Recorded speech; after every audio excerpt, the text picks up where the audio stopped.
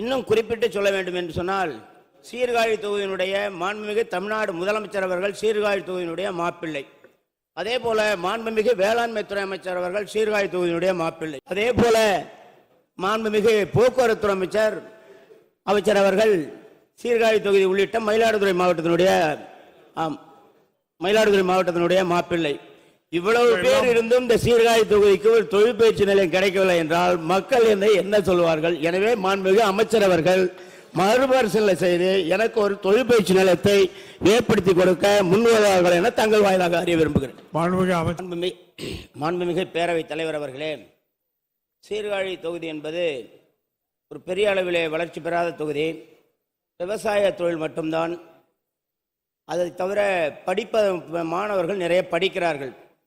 அவர்கள் 10ஆம் வகுப்பு படித்து முடித்த உடனேயே வேலை சுய தொழில் துவங்க வேண்டும் என்றால் அவசியமான ஒரு தொழில் பயிற்சி நிலையம் தேவை என்பதை உணர்ந்து மீண்டும் மறுபரிசீலனை செய்து தொழிற்பயிற்சி நிலையத்தை புத்தூரிலே அமைத்துக் கொடுக்க அமைச்சர் அவர்கள் முன் வருவார்களா என தங்கள் வாயிலாக அறிய விரும்புகிறேன்.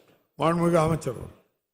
மாண்புமிகு பேரவைத் தலைவர் அவர்களே, மயிலாடுதுறை மாவட்டத்தில் தற்பொழுது 7 தனியார் தொழிற்பயிற்சி நிலையங்கள் செயல்பட்டு வருகின்றன. எனவே மயிலாடுதுறை மாவட்டம் சீர்காழி தொகுதியில் புதிய அரசு தொழிற்பயிற்சி நிலையம் அமைக்க தற்போது அவசியம் எழவில்லை என்பதை நான் தெரிவித்துக் கொள்ள விரும்புகிறேன். அதே நேரத்தில் இந்த நிதிநிலை அறிக்கையில் மாண்புமிகு நம்முடைய நிதித்துறை அமைச்சர் அவர்கள் மயிலாடுதுறை மாவட்டம் செம்பனார் கோவிலில் புதிய தொழிற்பயிற்சி நிலையம் இந்த ஆண்டு தொடங்கப்படும் என மாண்புமிகு நிதி அமைச்சர் அவர்கள் அறிவித்துள்ளார்கள். எனவே நம்முடைய மாண்புமிகு சட்டமன்ற உறுப்பினருடைய ஊரிலிருந்து 20 கிலோமீட்டர் தூரத்தில் அமைக்கப்பட்டுள்ளது. ஆகவே தற்போது சீர்காழியில் புதிய தொழிற்பயிற்சி நிலையம் அமைக்க வேண்டிய அவசியம் இல்லை என்பதை தெரிவித்துக் கொள்கிறேன். மாண்புமிகு உறுப்பினர் பன்னீர்செல்வம். மாண்புமிகு பேரவைத் தலைவர் அவர்களே, நான் ஏற்கனவே சொன்னது போல பெரிய அளவிலே வளர்ச்சி பெறாத தொகுதி. இன்னும் குறிப்பிட்டு சொல்ல வேண்டும் என்று சொன்னால், சீர்காழி தொகுதியினுடைய மாண்புமிகு தமிழ்நாடு முதலமைச்சர் அவர்கள் சீர்காழி தொகுதியினுடைய மாப்பிள்ளை. அதே போல மாண்புமிகு வேளாண்மை துறை அமைச்சர் அவர்கள் சீர்காழி தொகுதியினுடைய மாப்பிள்ளை.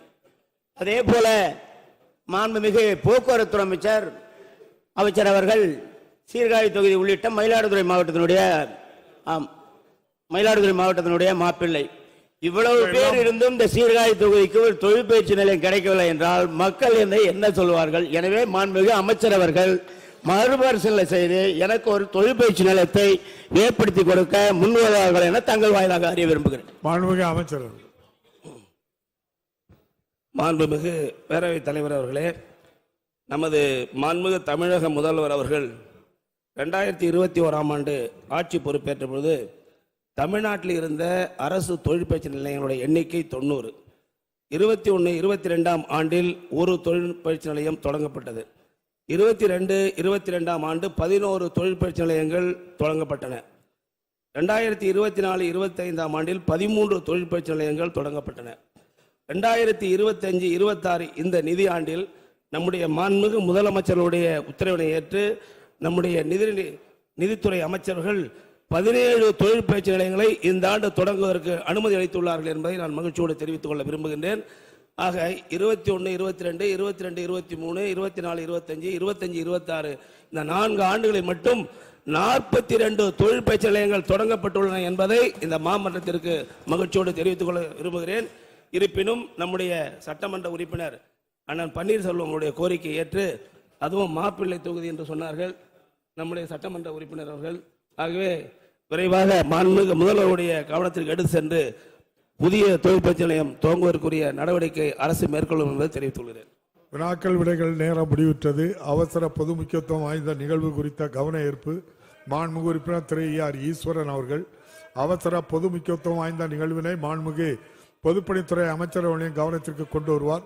மாண்புமிகு உறுப்பினர் ஆர் ஈஸ்வரன் அவர்கள். ஈஸ்வரன்